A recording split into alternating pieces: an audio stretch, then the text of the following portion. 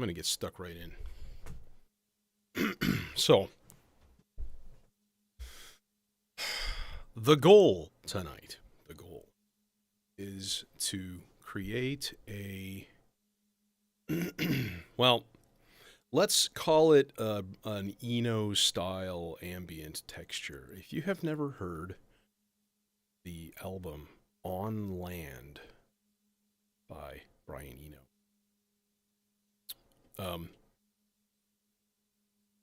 like you should. If you're at all into electronic music, you should, because it's really cool. It's not what you think. Chris. Yep. It's not what you think. It's like these organic sounding just soundscapes. I don't know. Hard to kind of think a descriptive word. But yeah, really really cool stuff. And of course he did it with all just a couple synths and instruments, and the people who play them.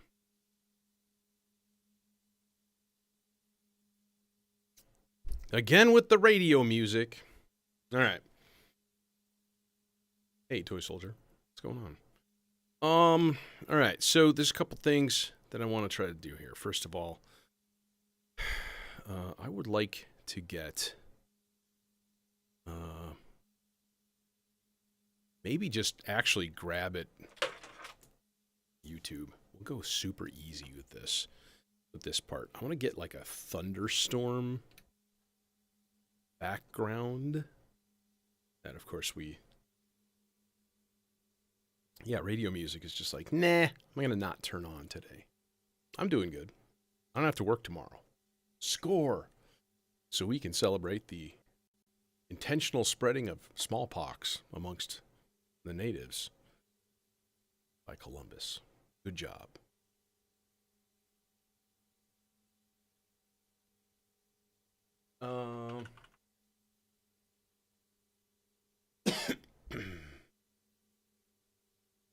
Thunderstorm sounds for sleeping.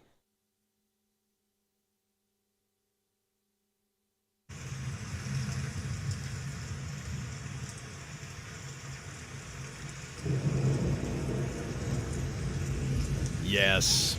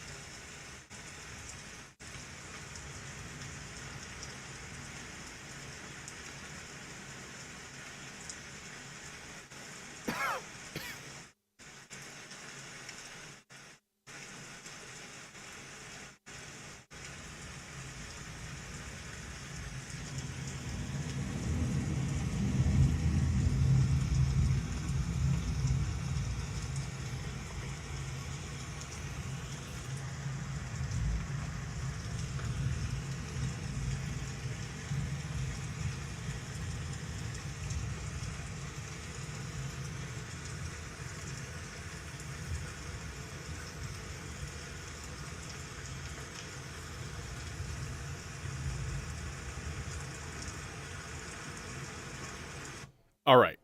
Good enough. That's plenty. That should be fine. Yeah, which Discord server? I mean, I'm part of like 8 of them, and I never log in, so I don't really have time for any of them ever, which is annoying. But that's life. Yes. Okay. So we got thunderstorms. I'm kind of thinking that needs to be filtered at some point.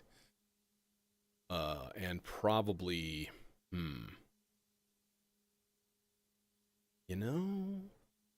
the Ikari has a VCA. So we could kind of kill two birds with one stone by throwing it in there, and also that would give us VCA control, which would be kind of nice. Because I don't want this just blanket, like, just let's just have it going the whole time. Like, no, that's too much. Just to kind of pop up every once in a while.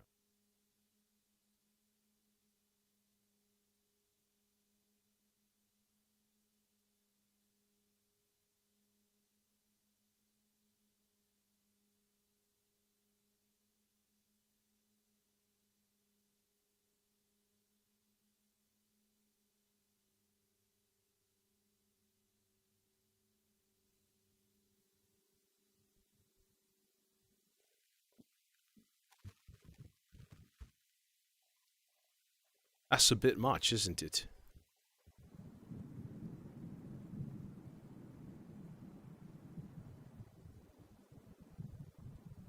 Okay, but this sweeps all the way up through.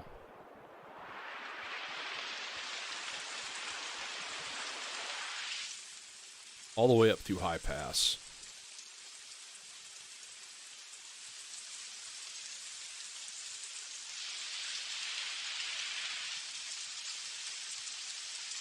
Okay.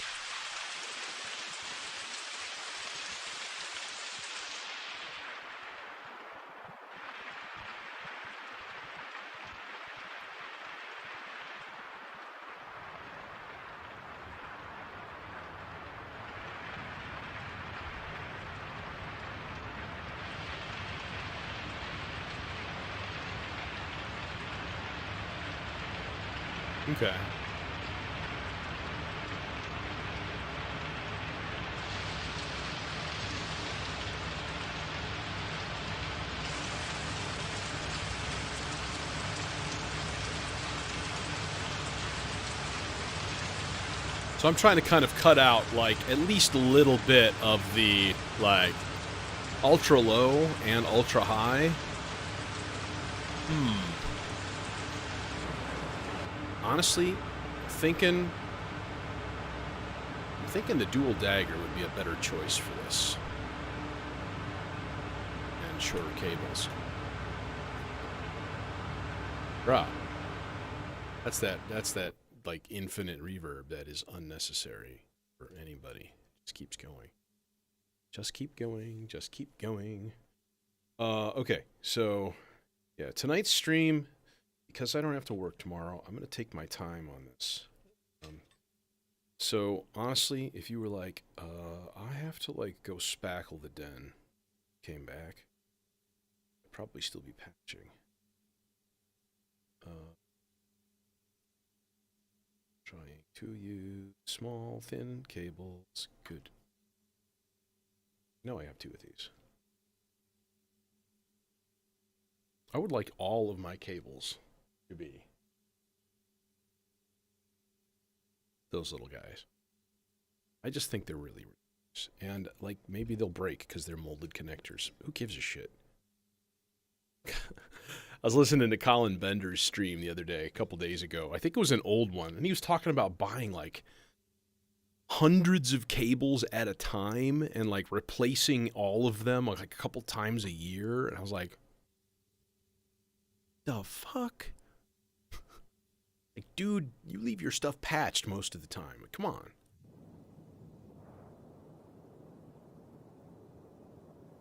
Now we're talking here. Okay, so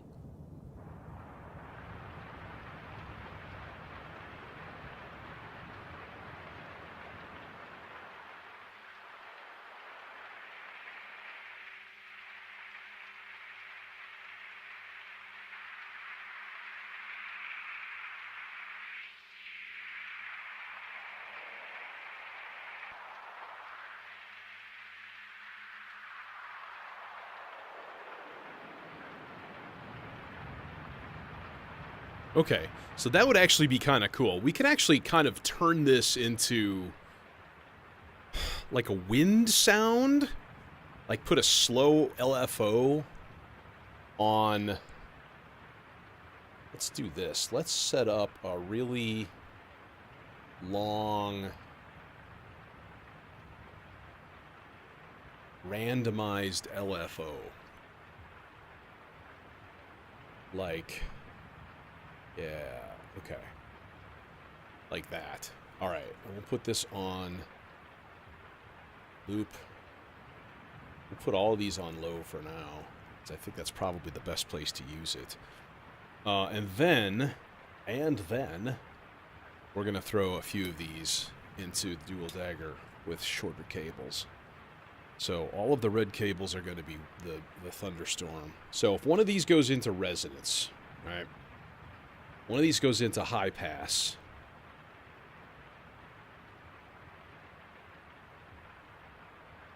And I may end up putting the whole thing through a VCA, or two in this case.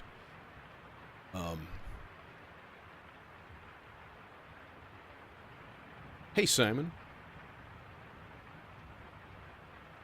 Yeah, you know, because otherwise, like, seriously, thunderstorms, it's like white noise, right? White noise is every single frequency at once. So you've got all the bass, all the treble, everything in between, and you need to, it will take over your mix, right? So, yeah, it needs to be beaten into shape a little bit. It needs to be controlled a bit. But I also don't want it to be constant. And yeah, okay, so let's just do this. Let's just run this through a stereo VCA. I wish I actually had stereo VCAs, but I don't. That would be a thing to look into. I wonder if you can get 1U stereo VCAs. Is that a thing? Quick, to the Google. You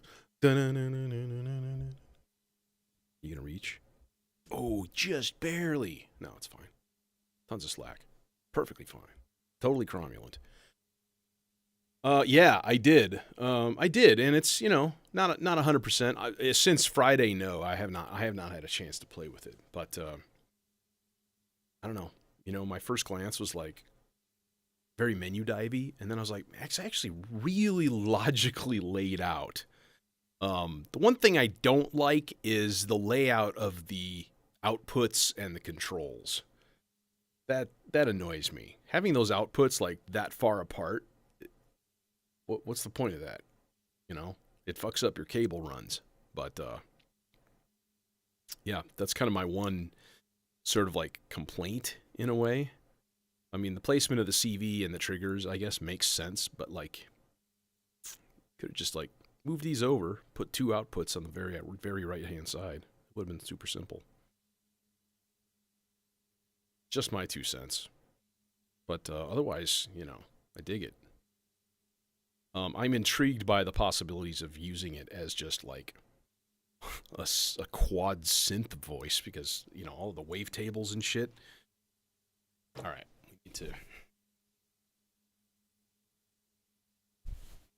we need to cool down by 40%. That's right, I'm wearing blue tie-dye underneath blue tie-dye. By the way, guess what color my skin is? It's white. I mean, obviously. You can see. Yeah. It's a weird question. Why would you even ask that? Okay, so what's going to trigger this? I think super slow sloths. I think that's the way to go. We are going long form on this shiznit tonight. And so, bam.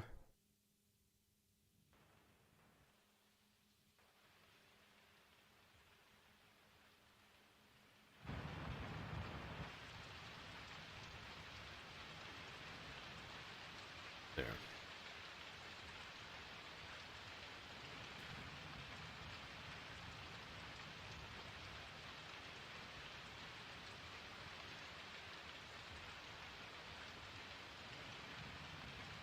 Amps, intelligible amps.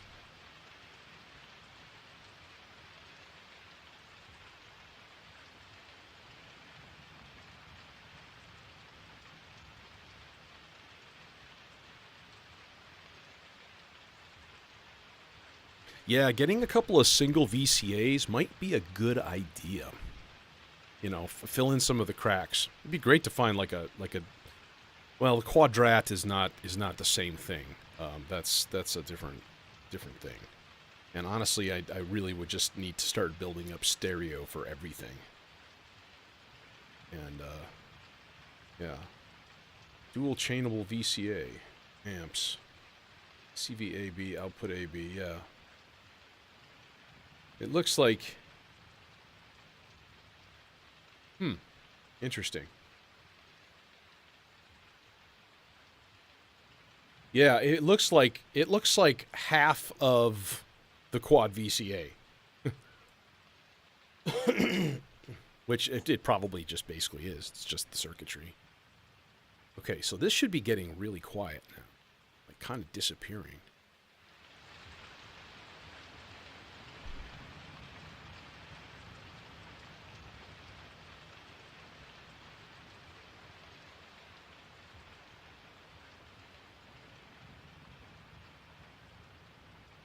And how many HP is that? I didn't even look.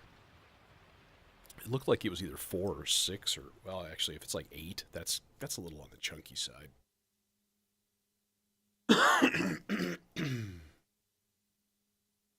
Oh, yeah, that's that. See, I have the quad VCA. I really just need stereo VCAs. Some probably singles, just a couple of them in a few places. Be a good thing to sprinkle in. But I also would like to add at least one CV controllable envelope. So I need to look at the tangrams a lot more because I could just sub out the dual ADSR for the tangrams. And I know it does have more CV control over stuff. This one doesn't really have anything. It has level, right? But like, would be kind of cool if, you know, you had CV control over the stages. Nice.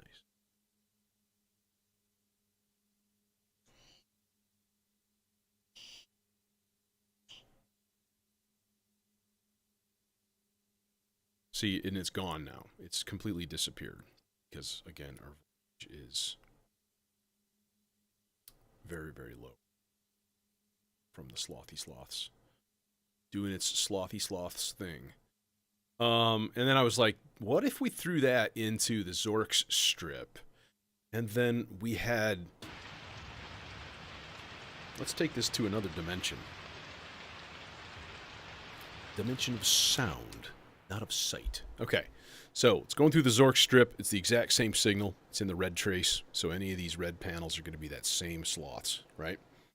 That's exactly what I was just about to do, was rig up some white noise wind.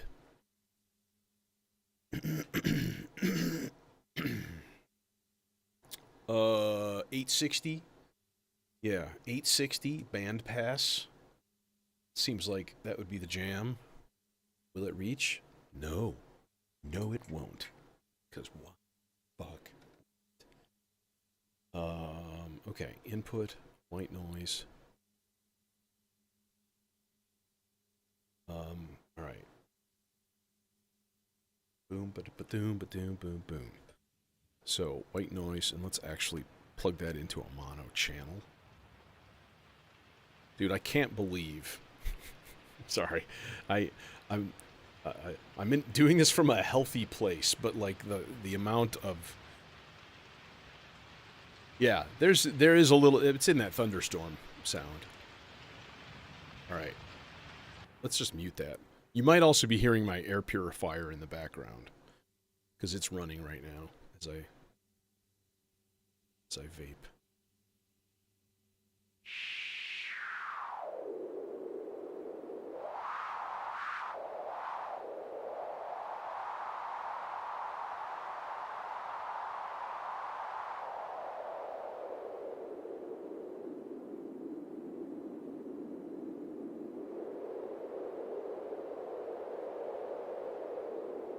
Alright, so then what we do, right? What we do is we take another red trace here, but we put it to negative. You know what I mean?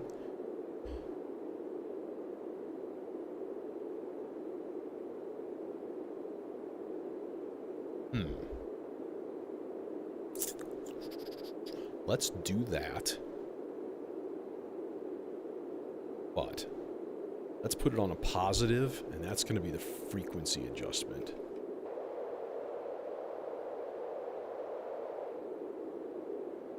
Right?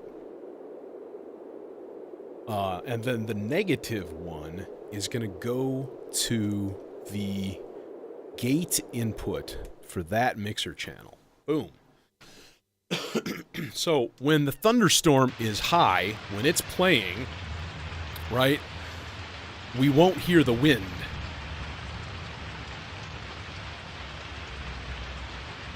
At least not much.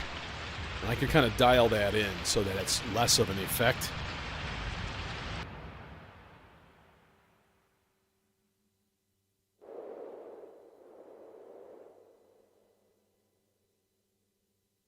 Okay. So it's about, I want it about the same level. So like if I do it this high, it's activating. That's, I'm looking at this light right here that on the sloths showing me my voltage output. So then if I put it at the negative. All right. This is the trickiest part about doing this kind of shit, by the way, is like mixing.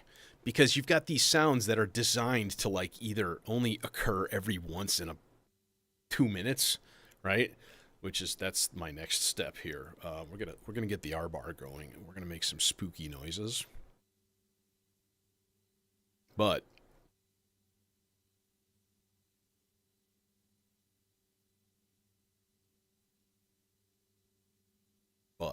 let's do another thing here.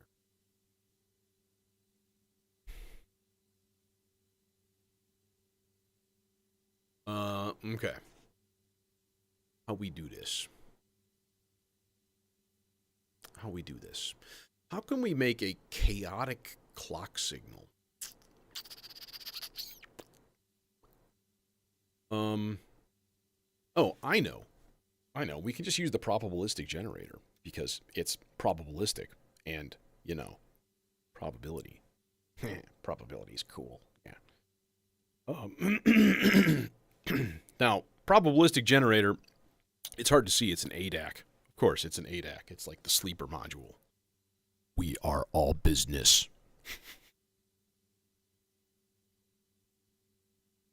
Oh, no, there's nothing coming out right now that's that high.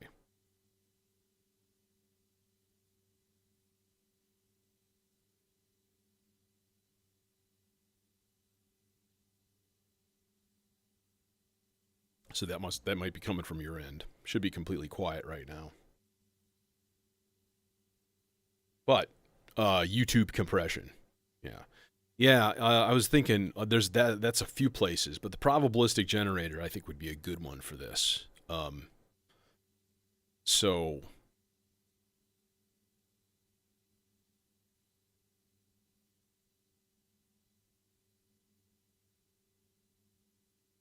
damn, I really wish the SIG would have CV inputs or like an expander for that.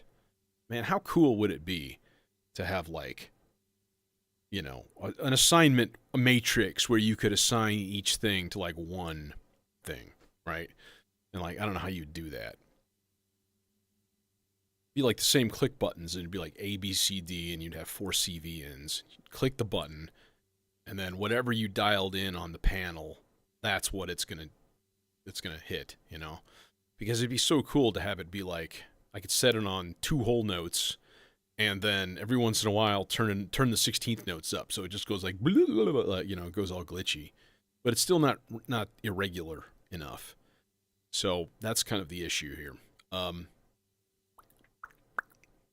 Thinking out loud.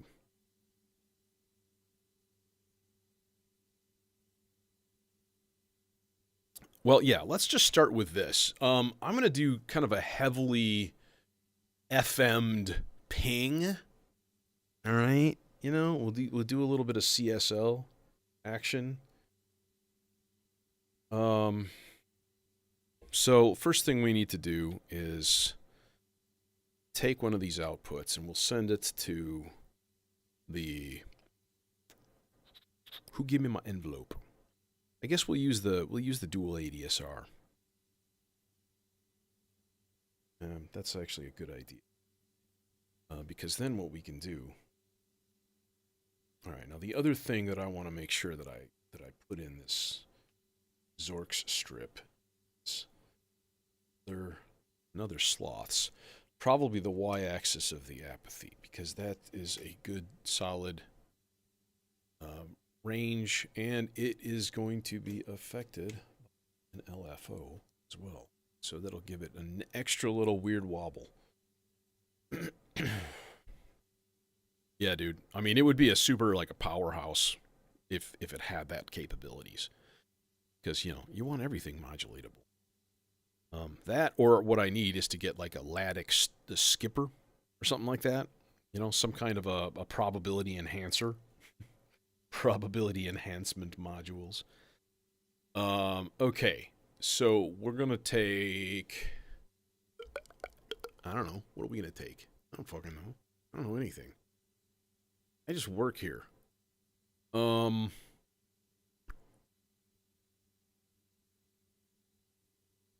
do we want this to sound like? That's a good question. I really just need mono. I need like a mono filter. Maybe we'll just run it through the popple. But what I want is like multiple FM inputs going on this oscillator, right? So let me take the... Actually, I could use both. I could do stereo. This actually would be cool in stereo. Yeah, let's do that. This is slightly longer. Hope so. Still not long enough. Mother puss bucket. All right. So we'll run this in stereo, and actually the popple is good for this, now that I kind of think about it, because it's got those completely variable CV-ins on each channel. It's like a separate, totally separate thing. So we're going to go the final output, and then I think the triangle as well. So this way, what we can also wave fold, can CV the wave folding of the final out. Final out is a sawtooth run through the wave folder. Okay, so here, let me get the output hooked up so we can actually hear what is going on. What's going on? And I said, hey! Okay, I'm sorry. Had to be done. It did. It had to be done.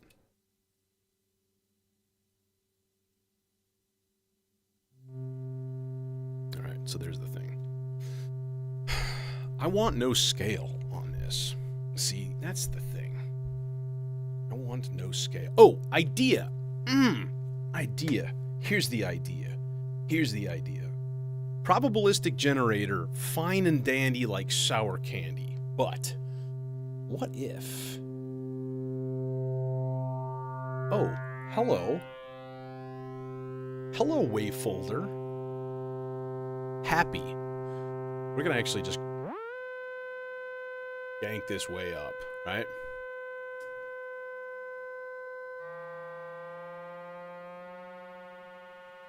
We go on old school now, right? We're going straight up FM madness. So pardon your ears, cover your daughters, lock up your sons. No, what I thought would be cool, this would be cool. Here, let's take this clock output and move it to the marbles, the T in the center, right? And jitter up all the way. So now we've got this spazzing out Turing machine, right?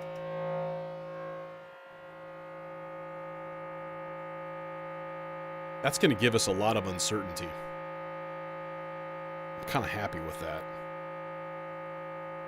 All right.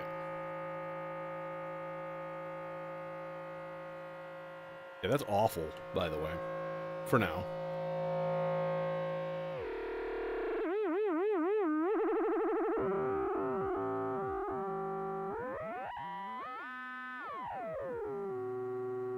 All right, so if we unlink the volt per octave, right?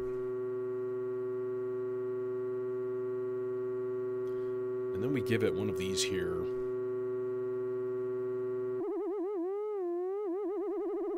Know what I'm saying?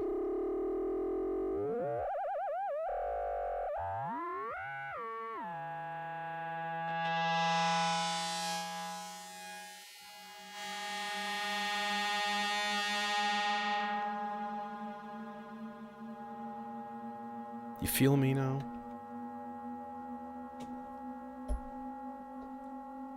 It's a cutoff. All right.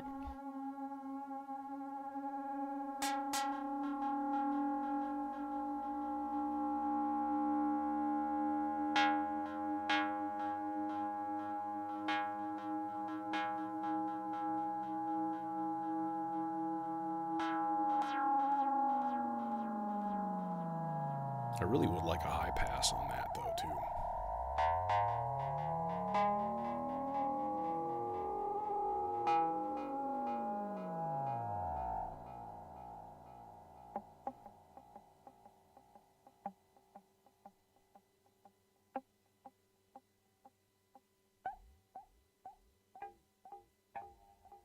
This is more like it. No delay, though.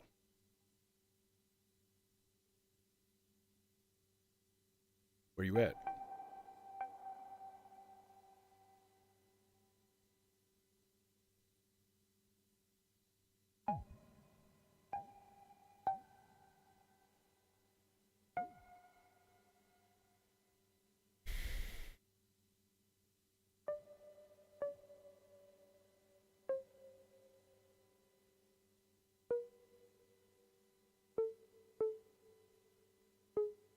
Now, the thing is, there's nothing controlling the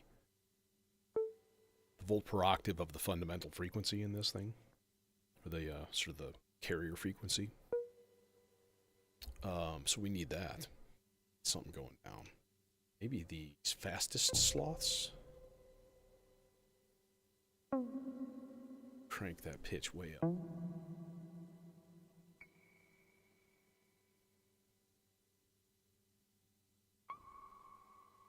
Just on fast.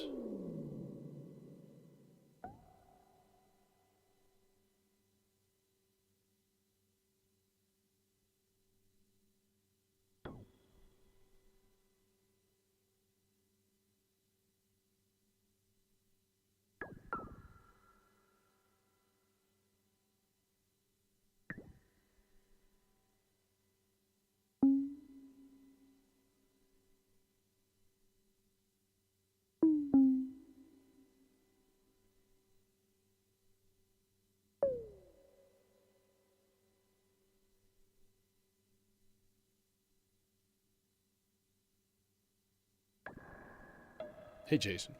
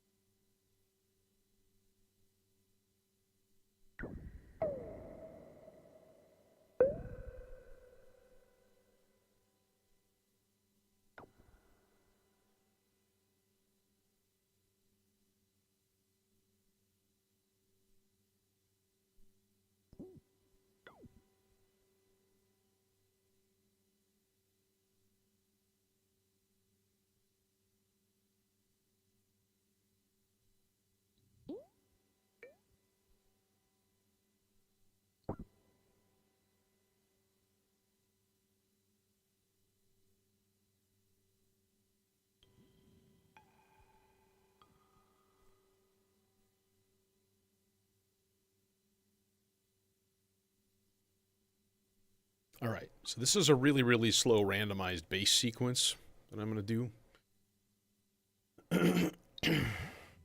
Using the vector as what I call a degenerative sequence. Because I'm so clever. Where you take a standing sequence, you know, a basic, in this case it's literally a basic 8-step sequence. You apply enough chance and randomness and weirdness to it that, okay, that, by the way, that all just needs so much more reverb. Let's just run it wet. Pre-fader listen on the reverb send.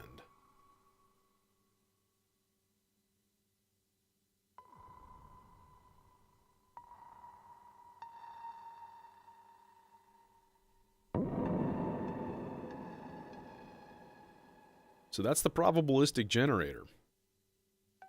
It's getting a clock signal, and it's set on about 8%. So if I want it even less, then what I do is I move it further down the line. And so it takes, the next knob is like the percentage of whatever's left over from the first one. So, you know, honestly, I think I will move it over one notch for now.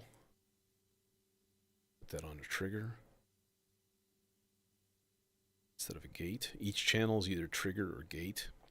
And it puts out a voltage as well. So, okay, bass. Bass. I mean, can you go wrong with... Nice.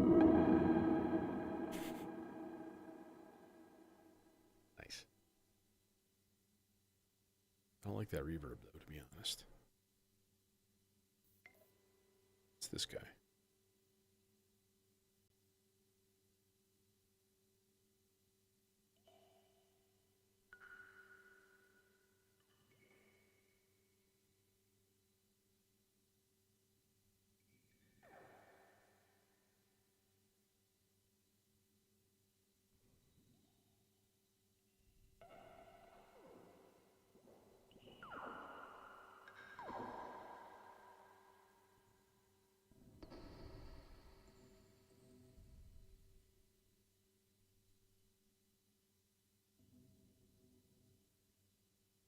Maybe this is a night for the, I think it is. This is a night for the Aurora as a send.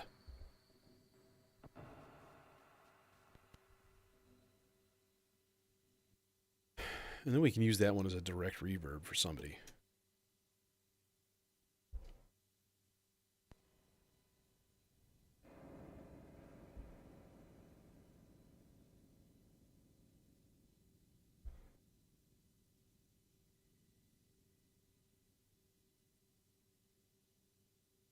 Okay.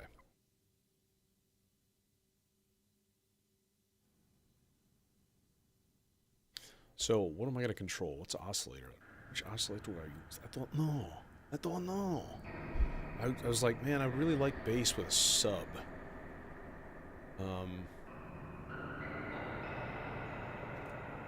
Yeah, that's a bit much. Let's turn it off that then.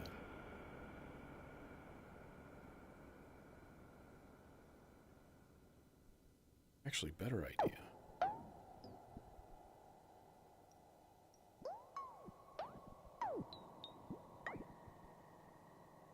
Yeah. All right. Warp core, I think. I think that's the call. Warp core through the filter. You know, that filter? No, we'll put it through the neutron, I think. Not only is it close,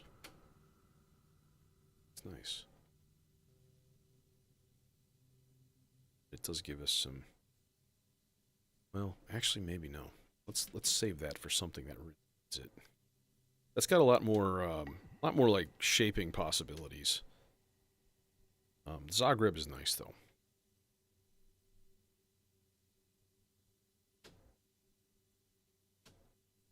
One of the best knobs in Eurorack filters. And then next we're going to start on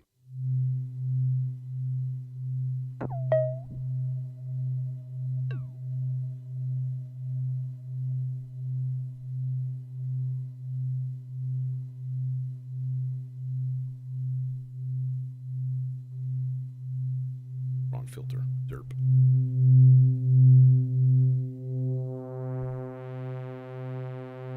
Okay, we need an octave lower than that there, son.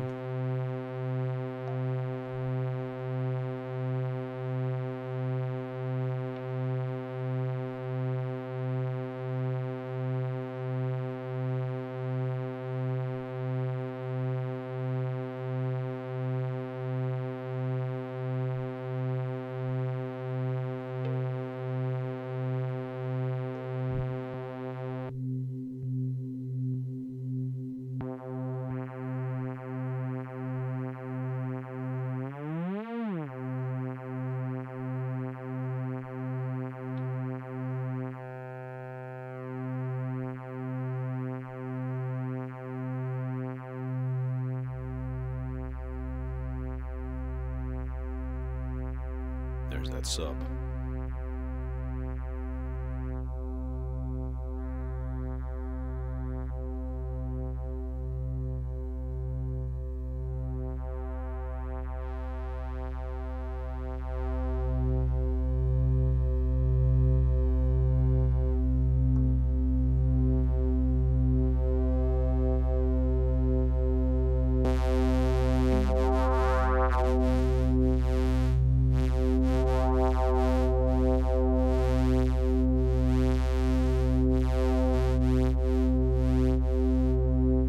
I like the thought of that being modulated right there. Maybe with some sort of like a smooth, randomish thing. Like, will you reach? Oh, you're already used up. Son of a bitch!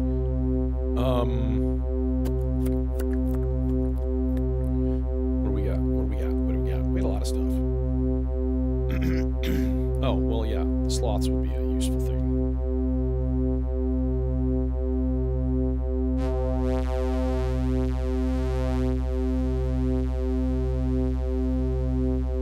Alright, and then this is all just going to be like filtered way down. I would like it lower than though.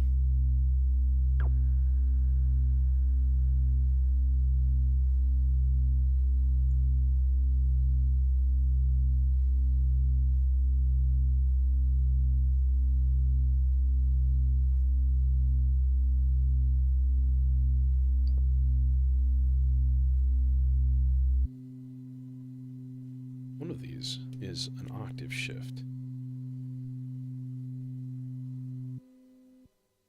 I found it. It's all the way down. Damn. Okay. Need to just go octave 2.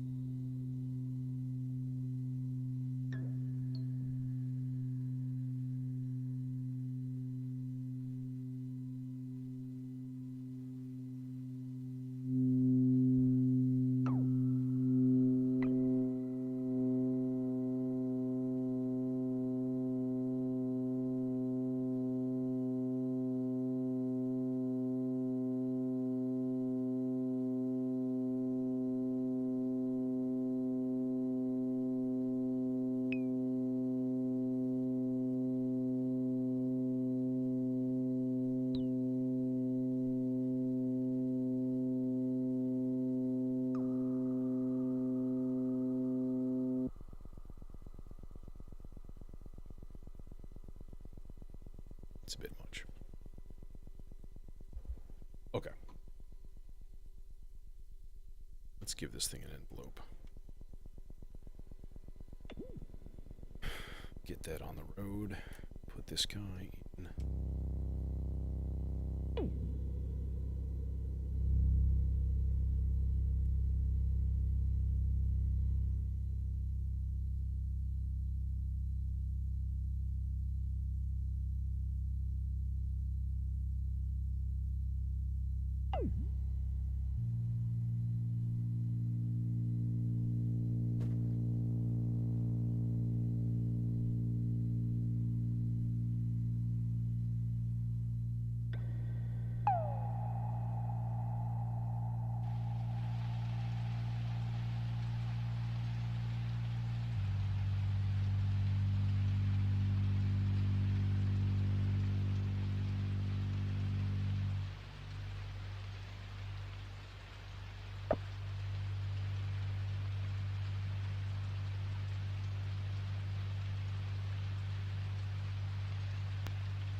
I think I am. I'm gonna run the bleepy bloopies.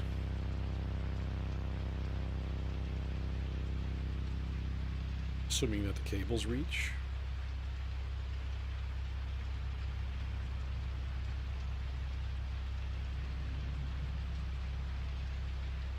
Oh, come on, man. What are you doing here? What are you doing to me?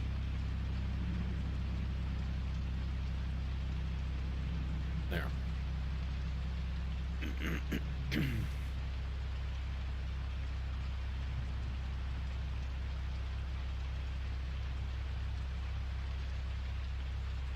So let's give the bleepy bloopies their own dedicated reverb.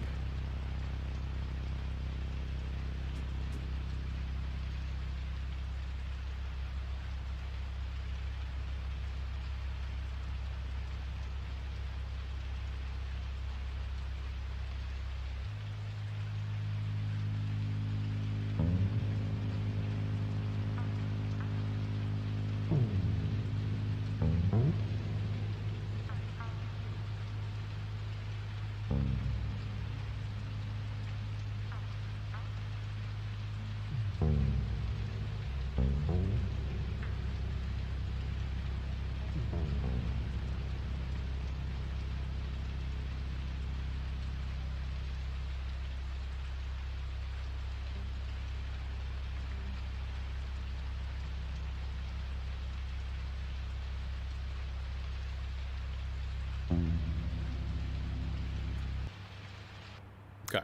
Let's hit the R bar with something interesting.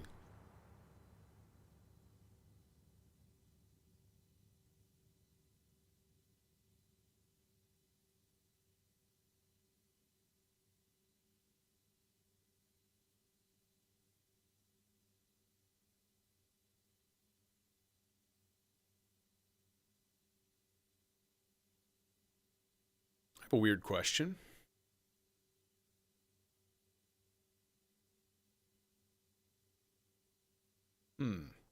How would this work? I was like, what if, like, could we have a clock rate increase? Can we just make that somehow in here? And the answer is yes, pretty easily. Fact. Let's see. Let's see if we can do that. We can use an oscillator. I'm thinking. Okay. So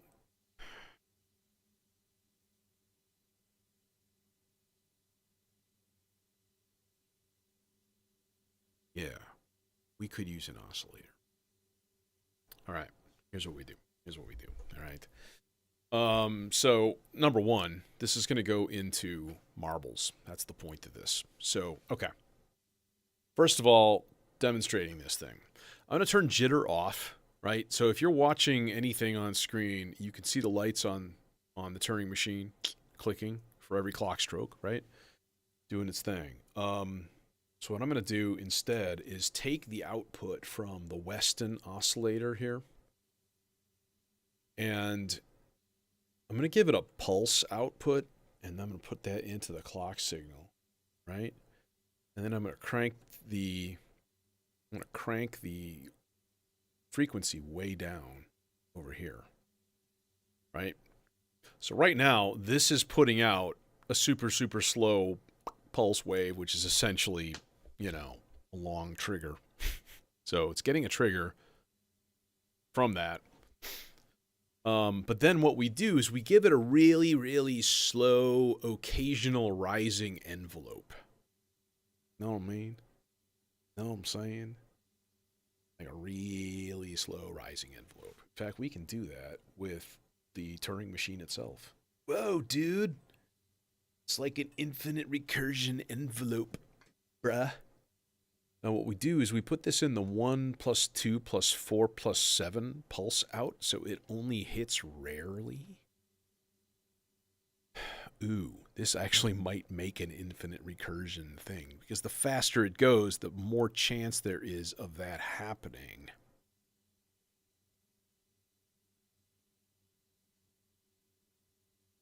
So that's not cool, because then eventually it'll just get stuck there.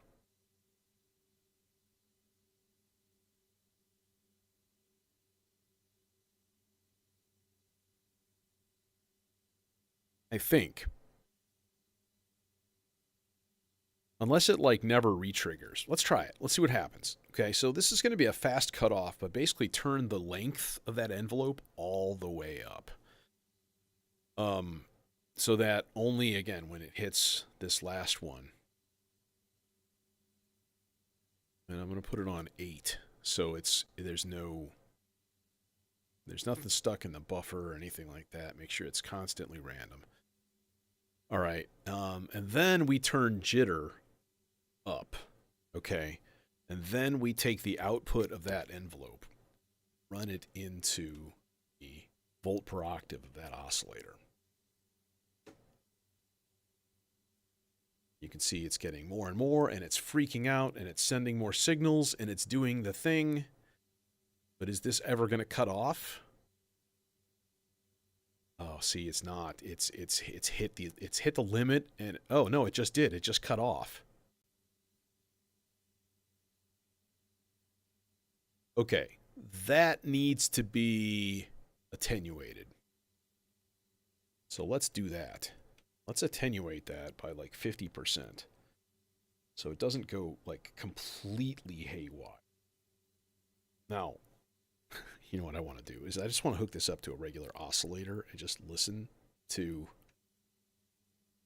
how it glitches the fuck out. I'm pretty sure that would be a lot of fun. So let's, yeah, I'm going to try that really, really quick. It's going to be the simplest patch ever. We're going to take output of Turing machine, and we're going to go input of, I don't know, Weston channel 2. How about that? I'll just throw it in as a triangle wave. See what we got.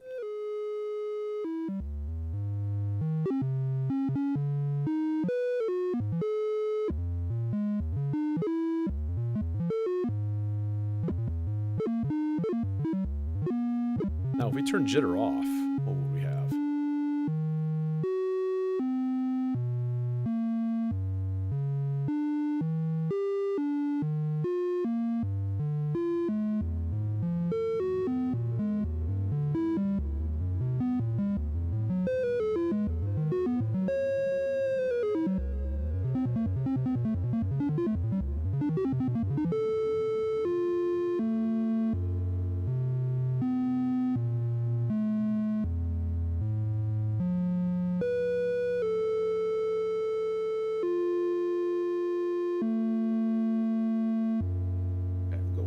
So this is all just to control, the R bar.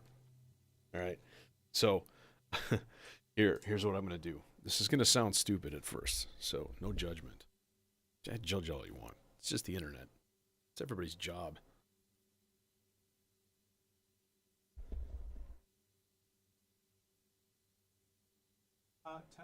Testing.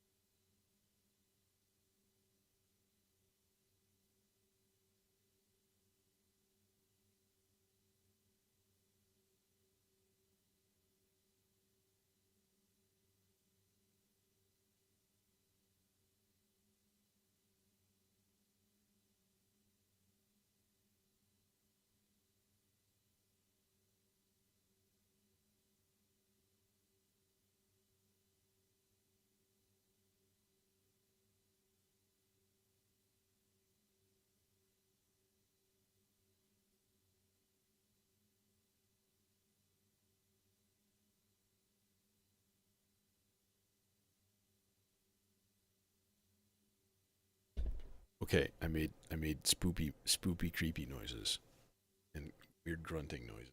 So if you didn't hear me, good, because it's slightly embarrassing, but not really though. I think it's gonna sound really cool. At least I hope. Purple. Purple is a fruit. Except we're using purple for modulation for a bunch of shit. So let's go yellow. Because it was all yellow. All right. Number one, I'm just going to plug this in raw for now because I need to do a bunch of adjustments on triggering this and timing and all kinds of shit. So right now,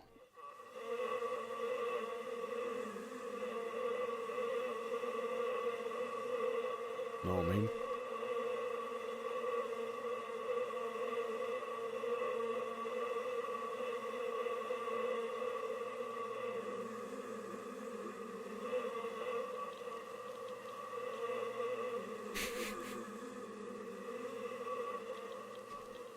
Second of all, let's give it an offset voltage.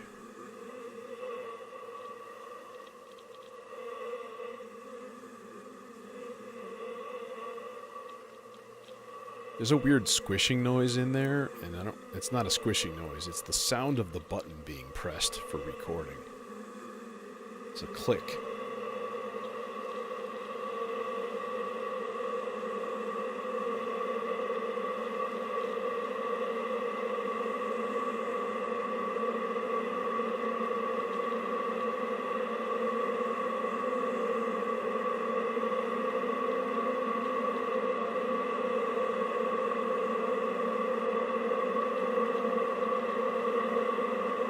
What's that all about? You shouldn't be getting any voltage out of there at all. Nothing plugged into the orange trace. It's weird. Let's put it up here. There. Internal reverb.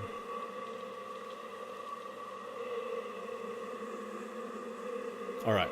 Now, the thing is, right, this is only going to be timed, right? This is not going to be constant like that. This is going to get fired by the Turing machine, by the pulse out. Or pulse number 1 in this case.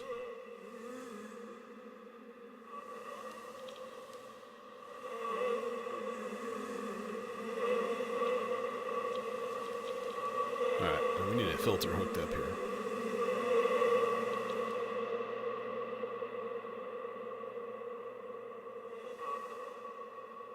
So yeah, this is of course way too loud right now. And way too constant. We don't want it like as much, just in general. But that's the thing, you have to start it, more so that you can actually tell what's going on and adjust the sound itself. And again, therein is the problem. Alright, now we also need something on the layer control. And I think just, I don't know.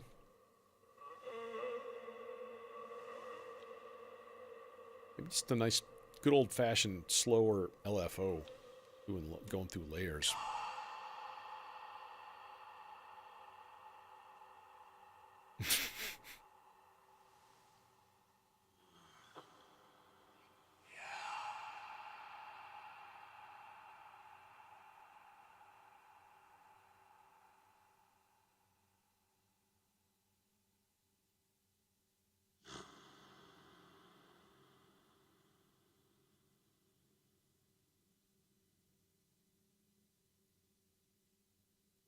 There. Okay. Now, at some point, this envelope is going to trigger. Maybe this needs to be a little bit faster.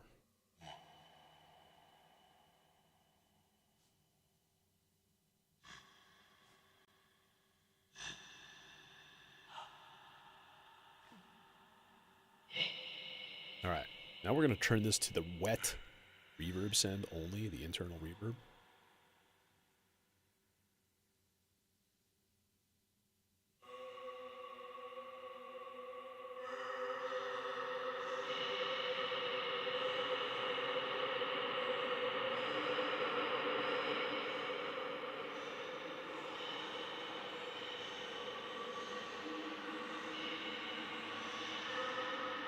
Ghosts, dude. Ghosts. And then it just dies away.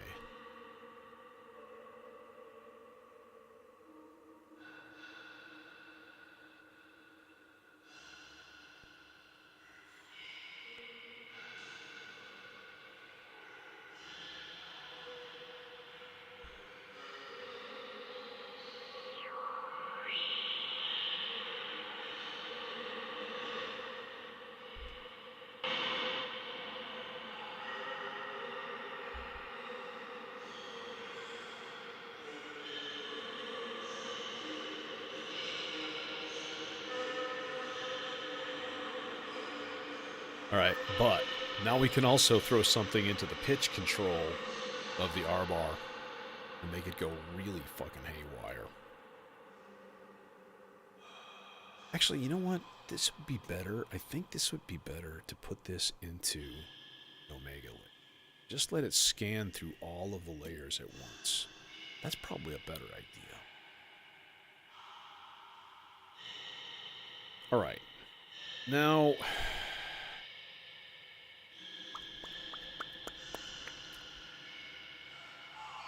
right, let's do a thing here. Let's go channel 1 of the Maestro. We're just going to give it a 16th note random bipolar, right? But what I want to do is trigger that with the pulse out, which is, again, it's the same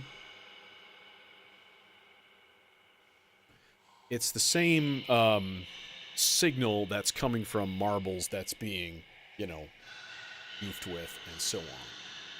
So what it should give me is, this should now be the clock for a sample and hold from the Maestro. And then if we throw that into the volt per octave input, we get haywire fun.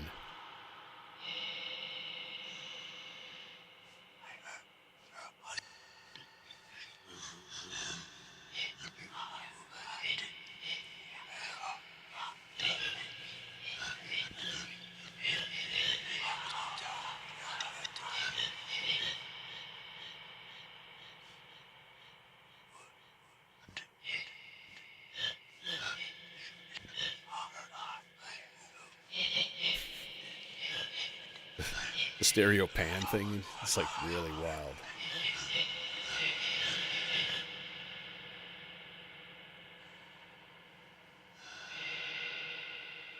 You lose that when you go through the wet only of the reverb. So I think the thing to do would be to run this through post, or a pre-fader reverb send.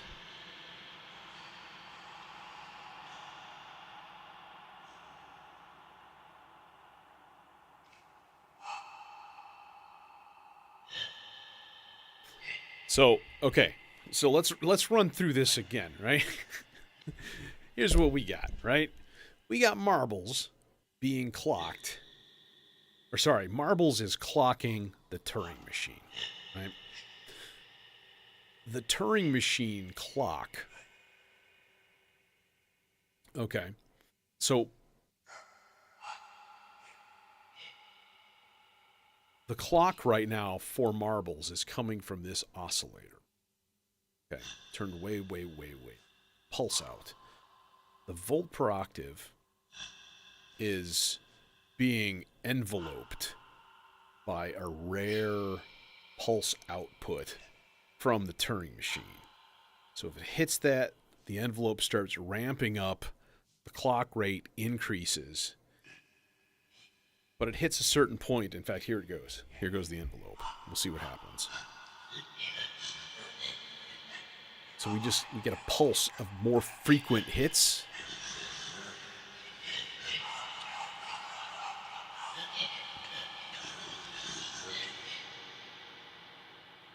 All right. Step 2. We're going to duplicate that envelope. This guy. And we're going to run that into the filter CV in. I'm going to turn this down.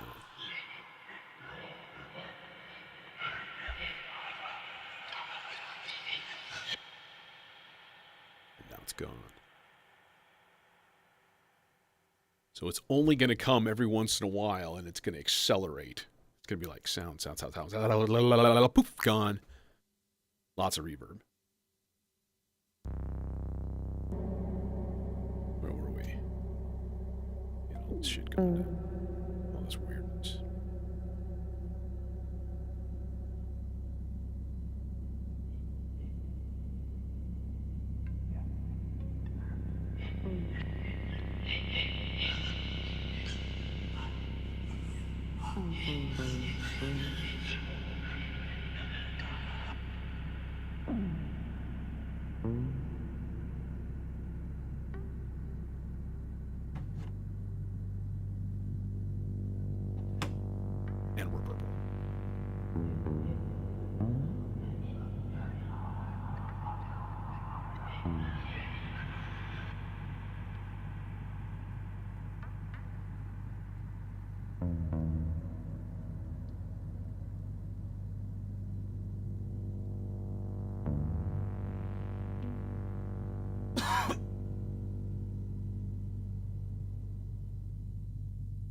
Honestly, for tonight, I wish I had the Imitor.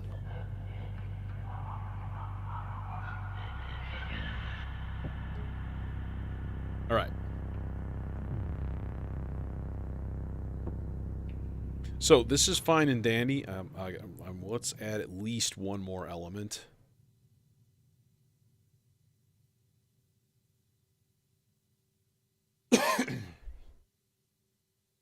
And I think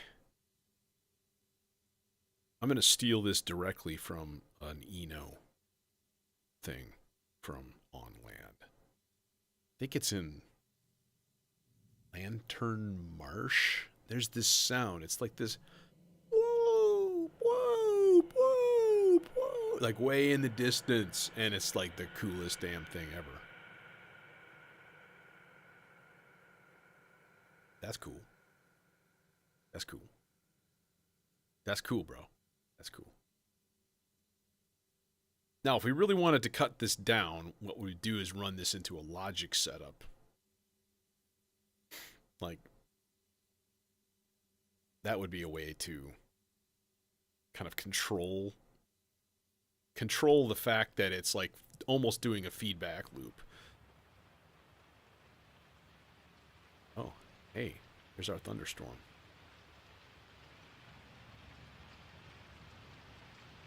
I was wondering where that was.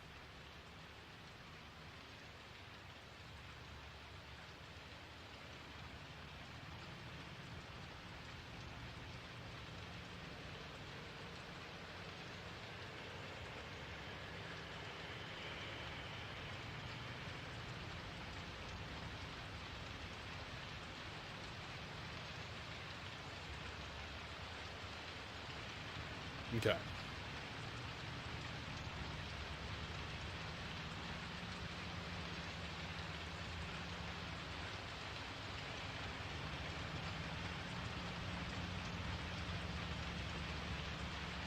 We could do this pretty easily, actually. Okay, let's do part 3 of the vector. And we'll put it on whole notes.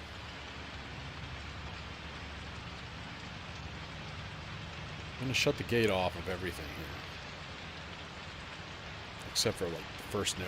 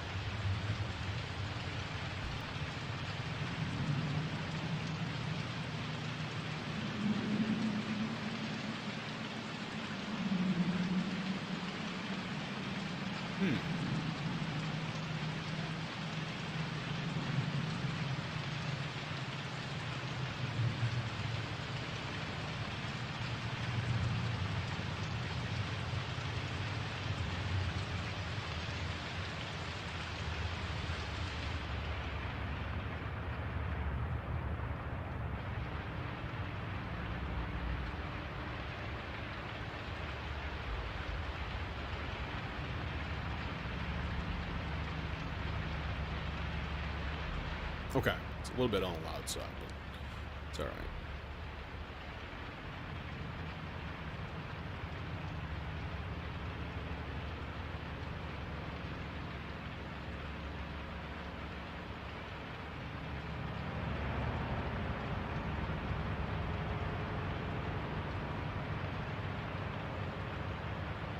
All right. Now I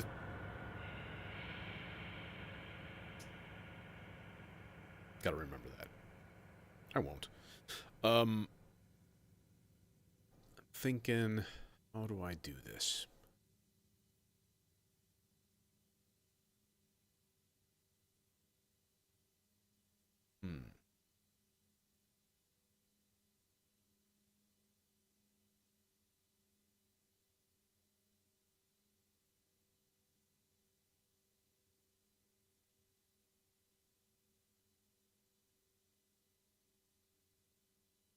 Okay, here's one way to do it. This is a way. If I run the gate out for this part into the trigger in,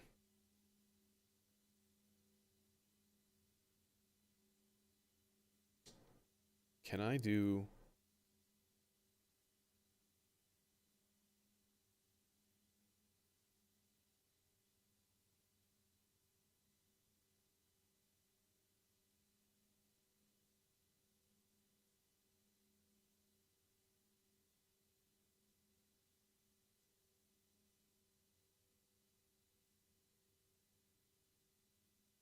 So it's going to run through the whole 16 step sequence one time when it gets that gate, right? So then what we can do is we can just take the voltage out on that thing and just use it to control an envelope. I mean, we can just use it as a trigger, right? It's just a voltage. It doesn't matter. It's going to get a trigger. It's going to trigger an envelope.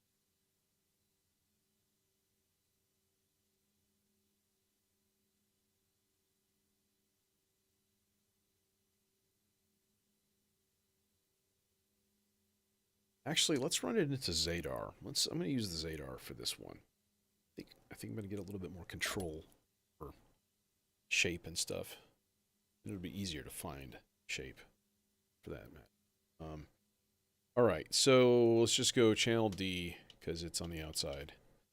So really what I need is like a plucked envelope, but I do want it rounded.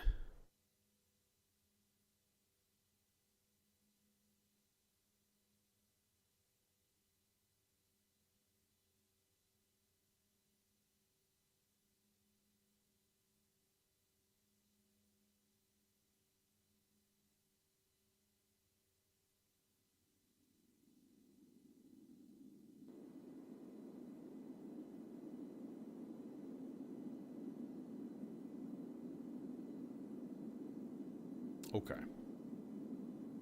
And then the output of that can go to...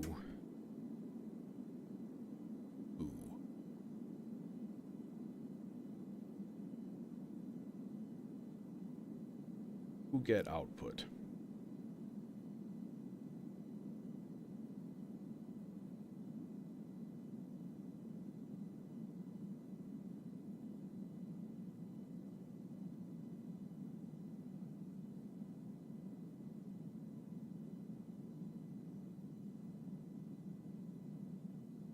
Pizza?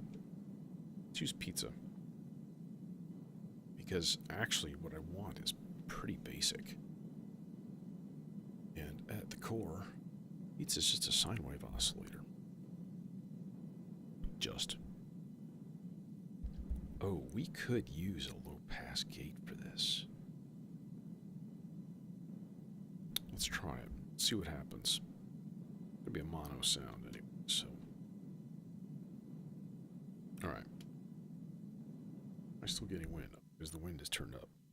And at least I know it works now. Alright. VCF mode. Turn that all the way up. Alright, so what I want to do is like this.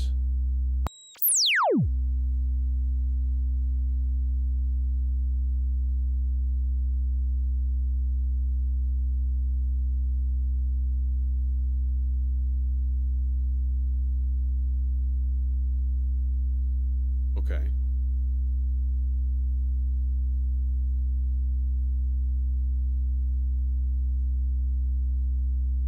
Now, the level of that needs to be turned way the fuck down. Like that. Alright, now here's the other thing, right? At the same time that that starts generating, alright, we're going to do two things. We're going to duplicate that envelope, right? And we're going to throw it into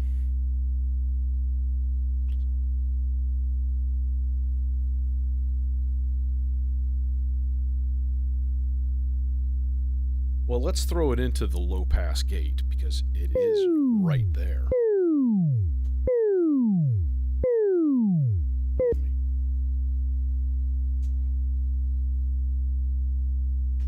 Okay.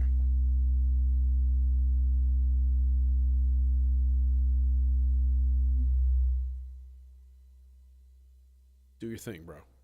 Do your thing. Soothing. Boo! Pew! It's meant to be unsettling. Oh God, it's unsettling. It's acetylene.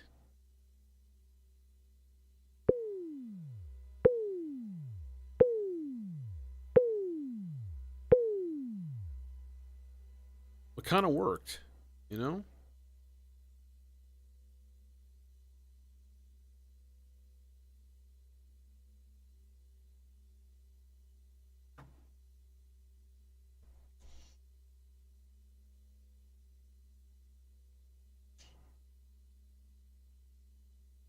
I do wish it had a little bit of a slower start. Can I manage that with another shape?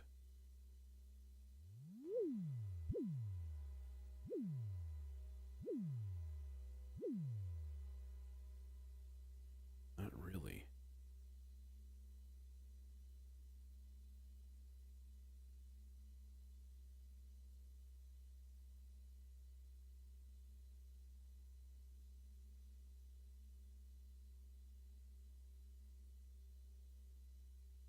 Just keep what I had, I guess.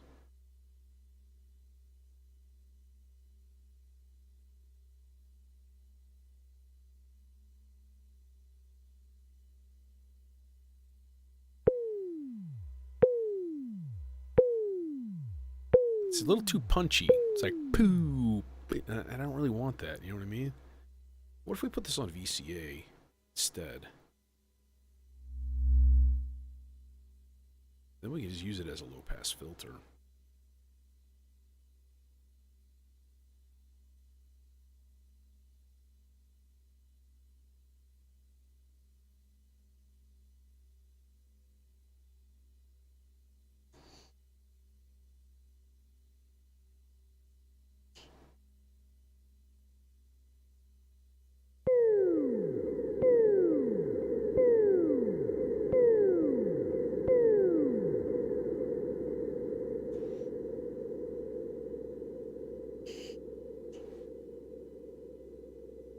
Alright, now let's wreak some havoc with this sound a little bit more. Let's get some modulations going. Yo, dog, I heard you like modulations. So here's some LFOs and cables. Thought I was going to say something else, didn't you? Let's see. First of all, we can't see anything. That's the pulse FM index. That's what we're looking for. All right, and we'll get some stuff going in the shape control also. Shape it up. Boop. Shape it up.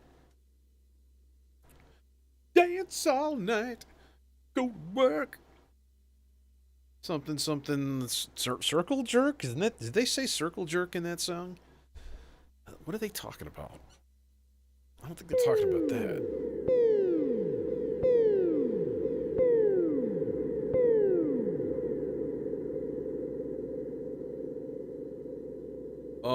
Okay. So, interesting. Interesting. Can we soften this with the decay time of the VCA? I think we can.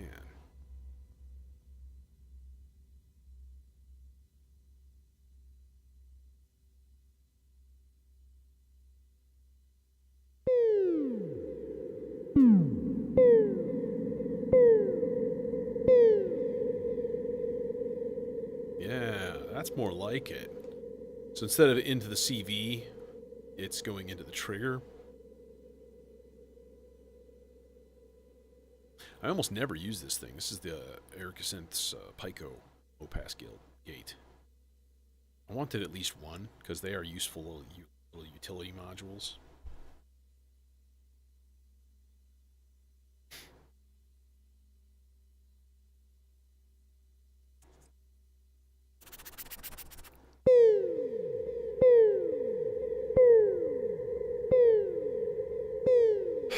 Okay, now I would also like to...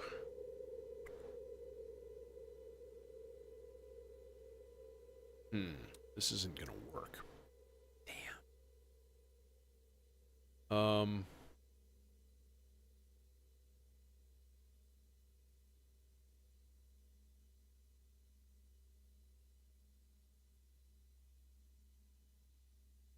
Now we could do something else completely different, which would be interesting. Okay, I'm gonna take...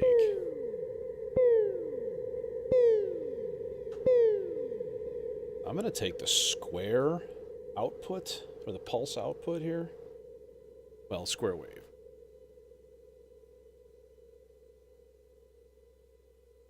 And I'm gonna put that into a different oscillator here. All right, I want to test that real quick, just to hear how it sounds. So I'm going to use this as an FM source on that pizza oscillator.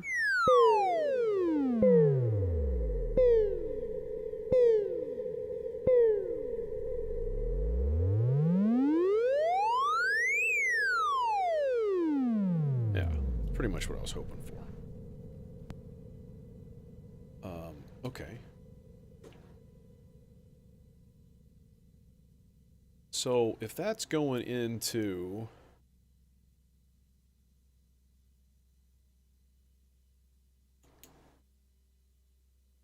external, yeah.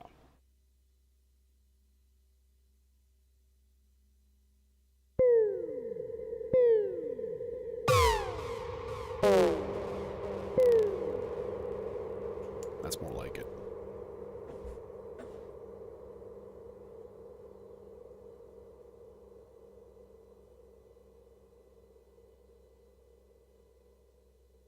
I feel like this guy needs its own effect of some sort.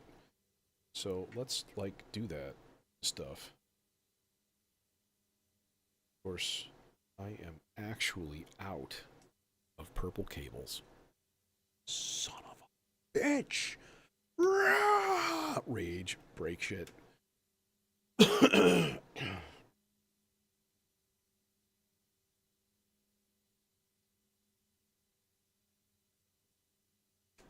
You get an FX aid, and you get an FX aid, and you get an FX aid. Yo, dog. I heard you like FX aids.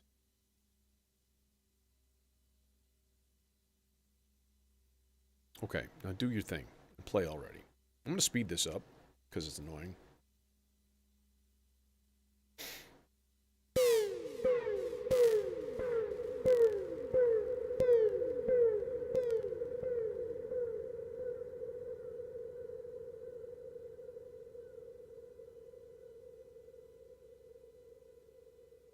Okay, I respect that.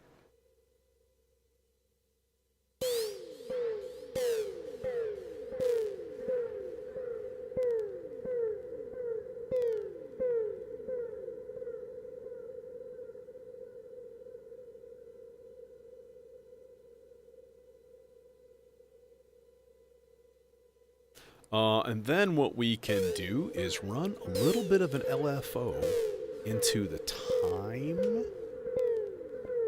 for the envelope.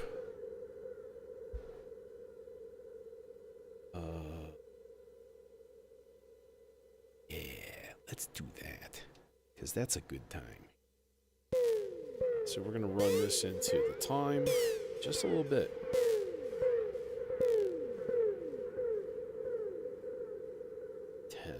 Let's say. Okay, let's see what happens here.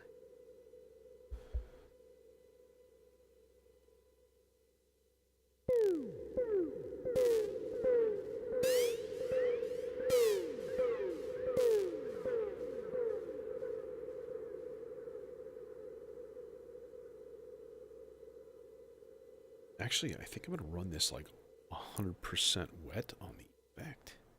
That would be cool as fuck.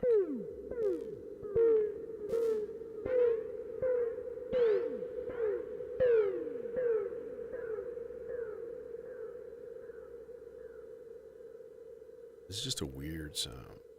I dig it. Okay. So let's fire up the thunderstorm.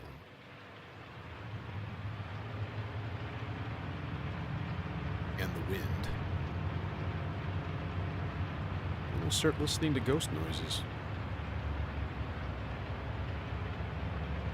And engage in some vapor production.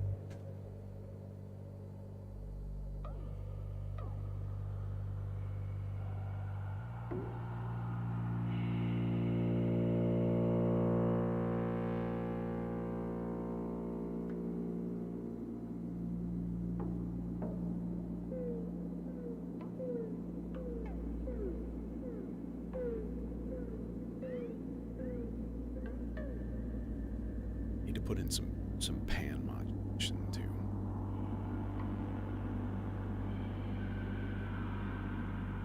Bro, like out of LFOs, bro. Just kidding. Madness to suggest that. Because we got Zadar.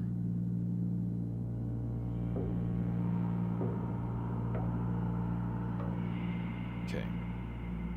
Who wants pan? Bass wants pan. Bass definitely wants some pan controls in the spread. Absolutely.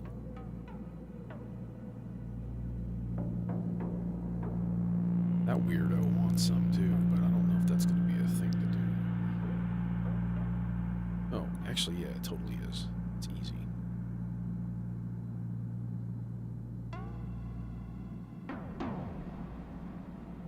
Okay, that's doing the envelope.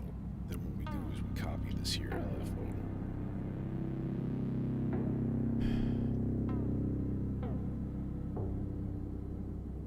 Different timings.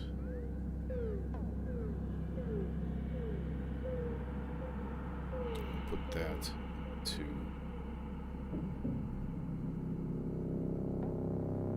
green voice for here, but it needs to be duped.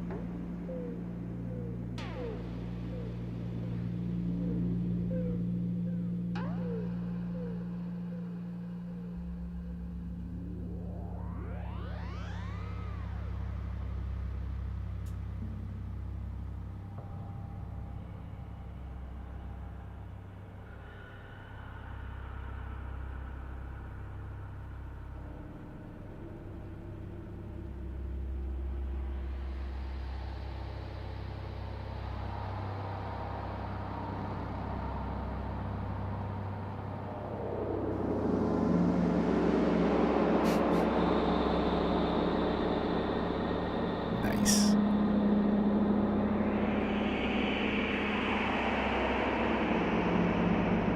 It's a bit much.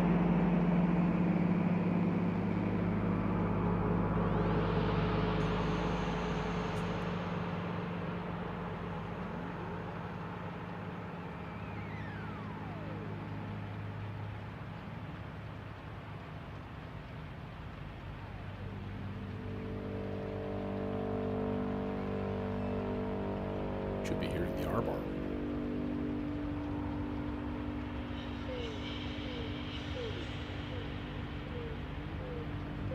Yeah, filter needed a little adjusting.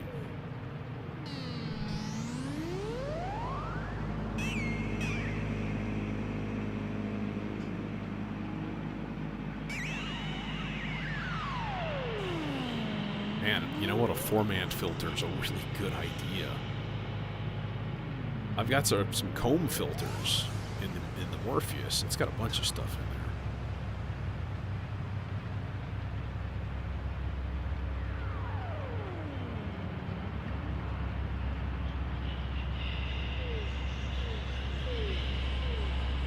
All right, well, there will be other spooky Sundays coming up, so you're going to have to remember that.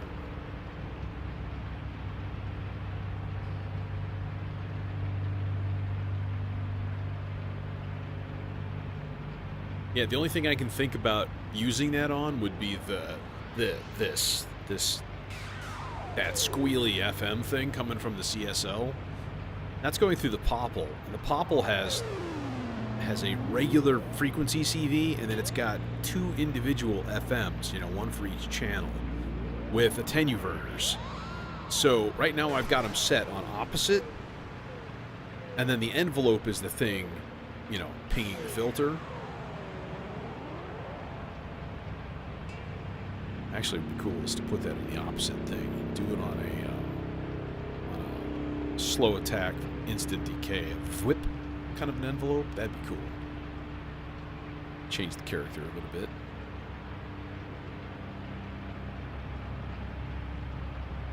Do it.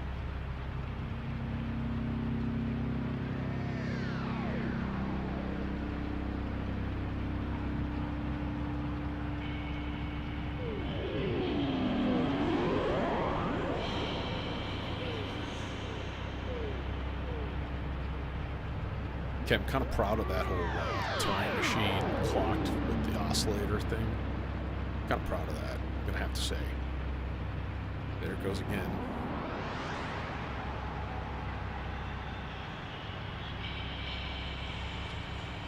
Oh, you know what else we can modulate on that, on the R bar? Is the grain size.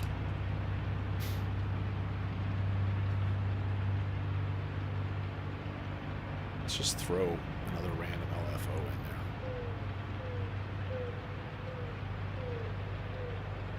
Slow LFO.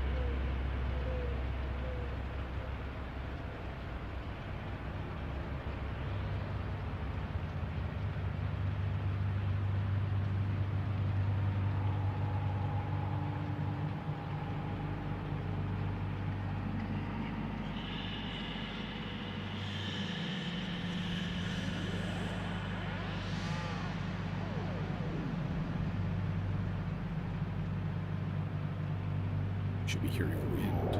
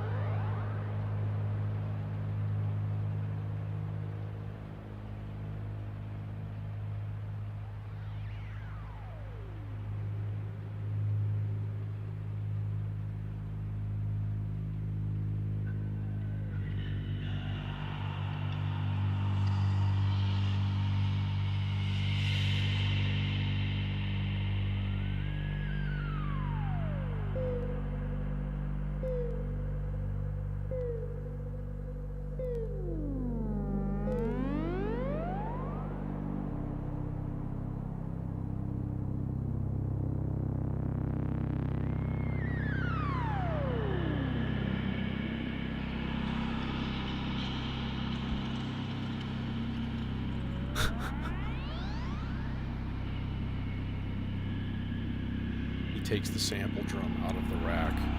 Everyone says, hey, make some samples.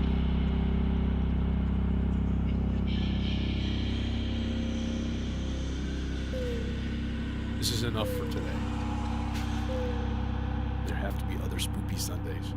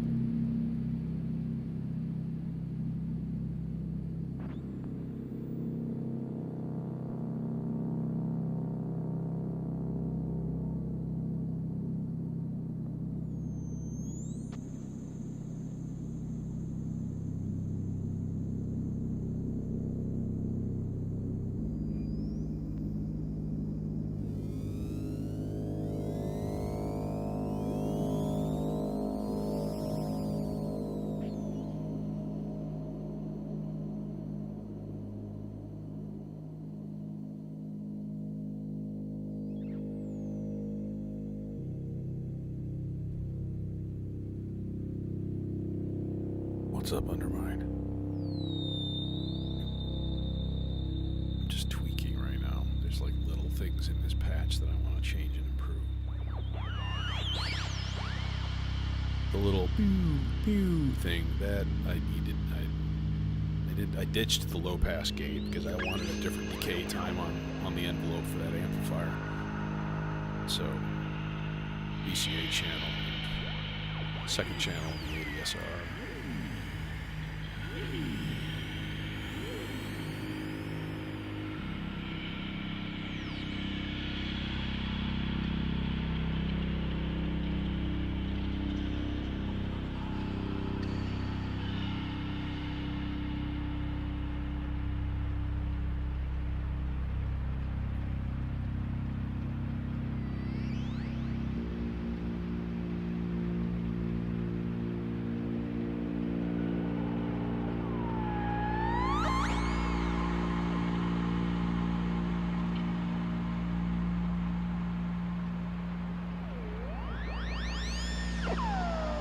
Yeah, there's a lot of shit going in here.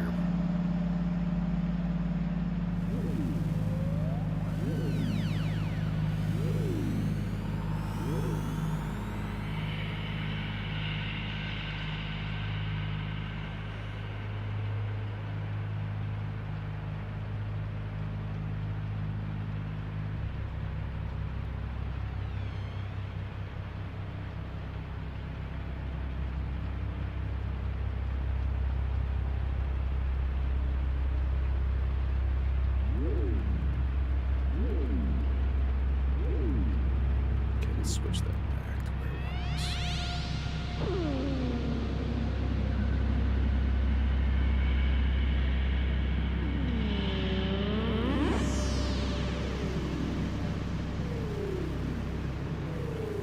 That's more like it. That's the profile I'm looking for. You know what I haven't heard yet is the wind.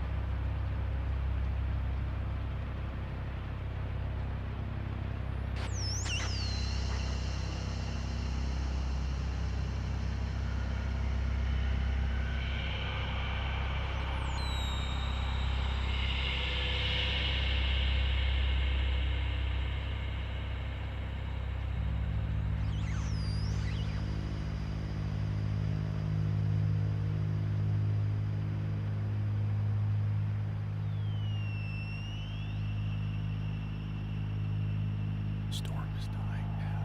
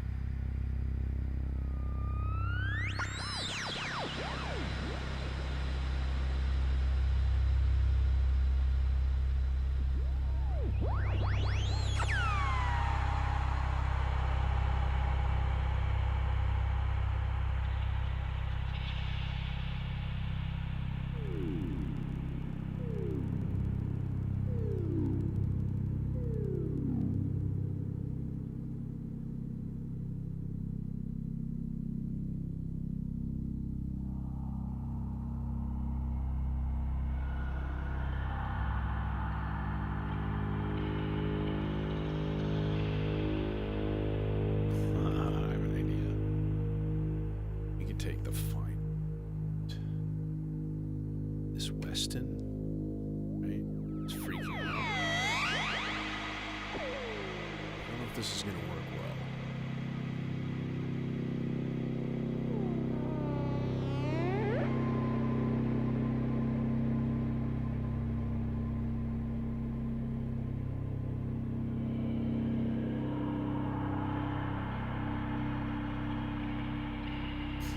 Put it into the LFO control though, on the Oct.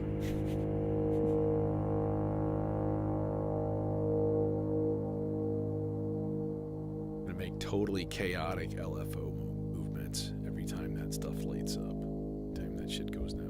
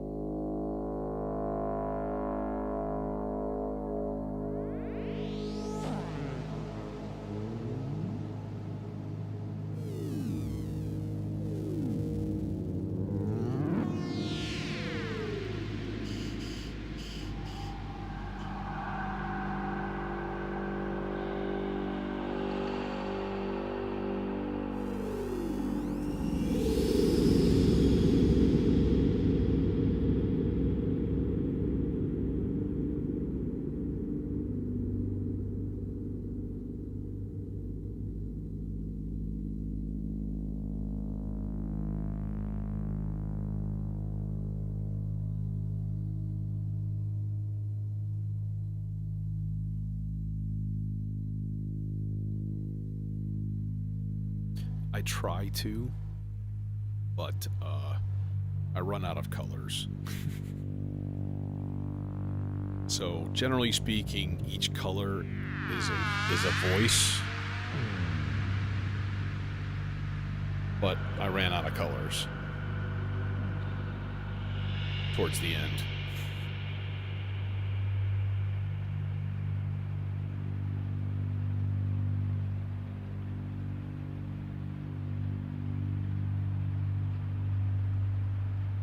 And then some stuff like these multiplier cables, I don't really have a choice because I don't have that many of them. But yeah, it's probably 90% color coded. Oh, there's a really easy one that I could actually change to bring it 100% on the patch itself, not counting those weird combo cables and stuff. This one.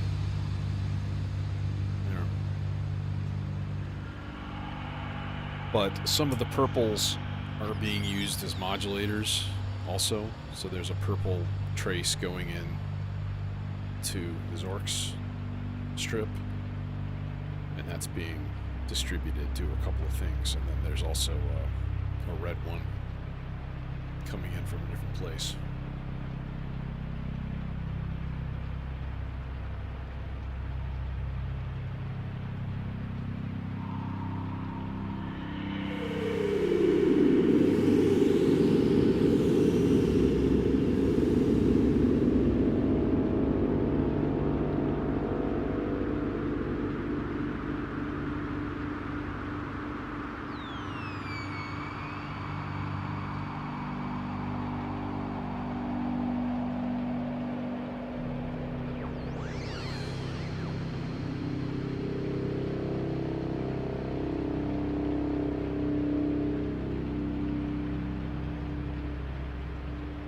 I wish my bass was a little bit more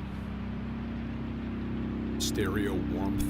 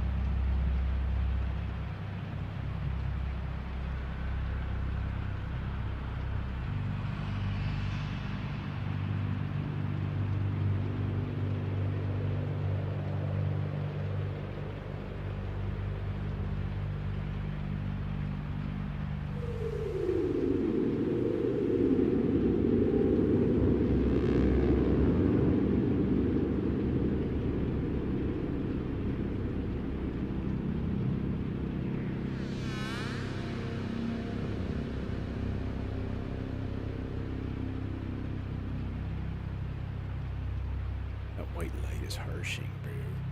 Gotta change it, bro.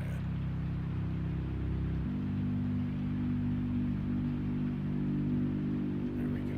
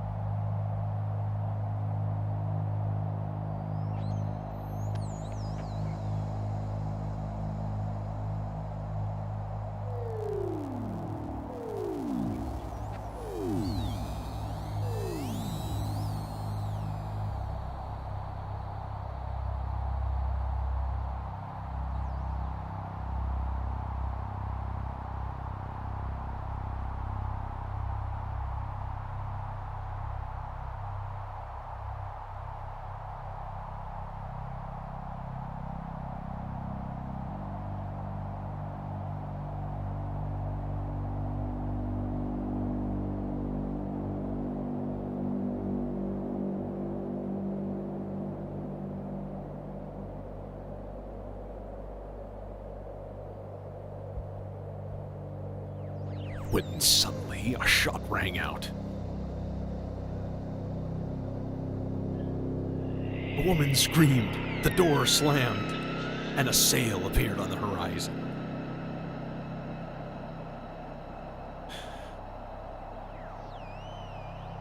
I don't know if anybody ever read, like, Peanuts cartoons back in the day, but that was like a weird recurring thing that I remembered from there. It was like Linus reading a book or something, and it was like that line. And I remember, I don't know, I think it was more than once. It popped up in the strip at some point, and I was just like, it's so random and hilarious. Anyways,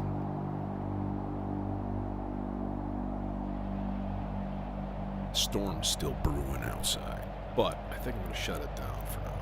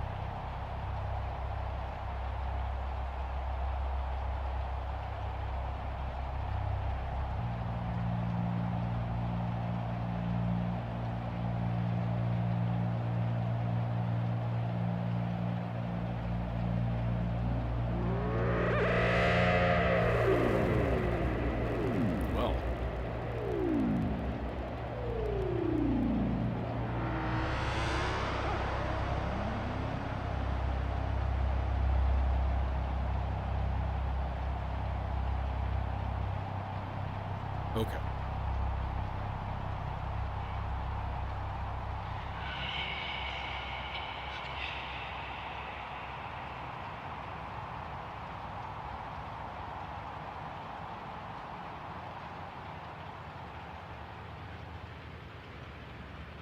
We're simply left with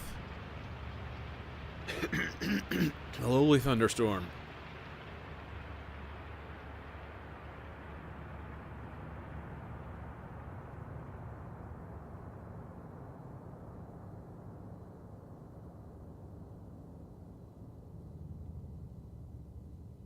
Occasional outburst from the R-bar.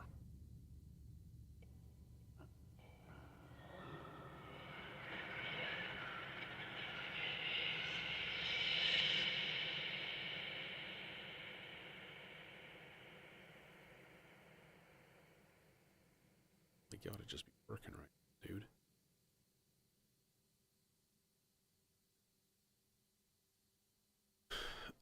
But this is controlling the filter.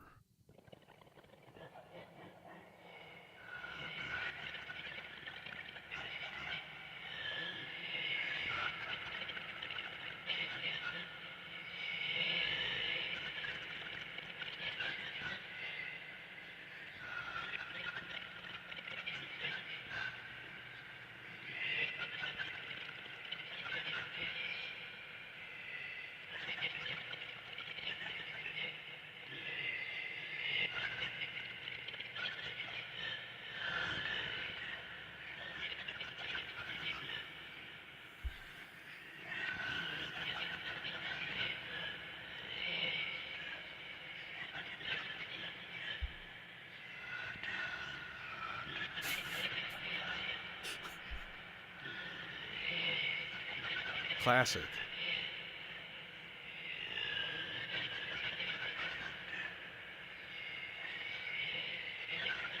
The thing is, the playhead is being controlled by fast slots right here, and it's kind of stalled.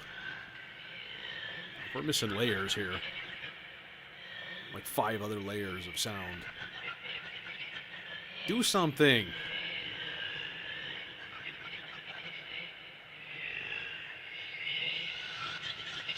Oh, there we go. Wait, what?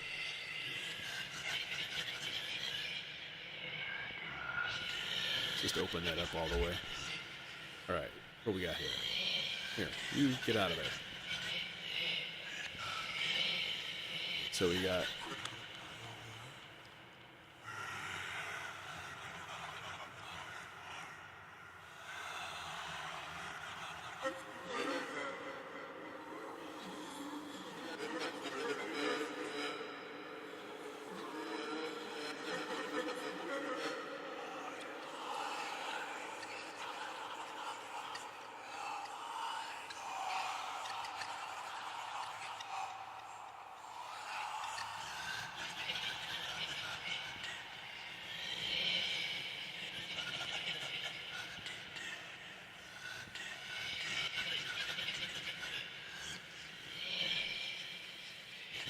I think I said blood. Blood or kill. Both.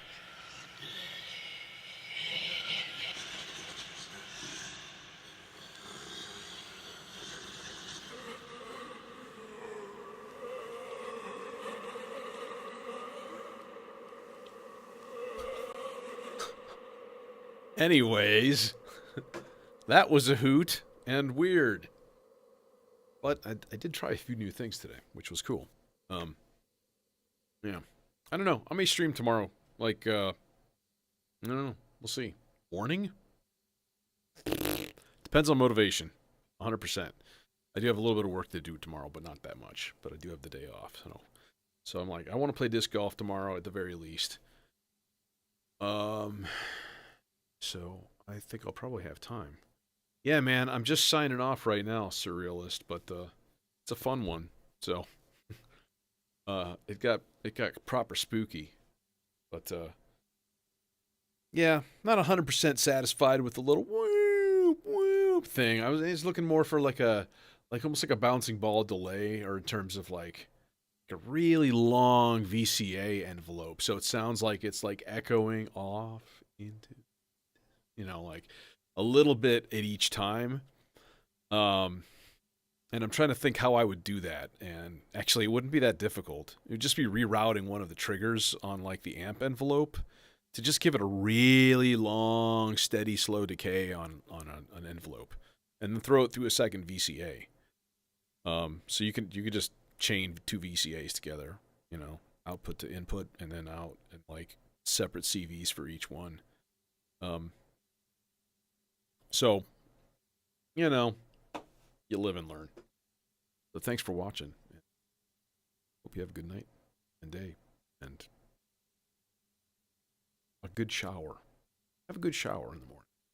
All right? Nothing like a good shower.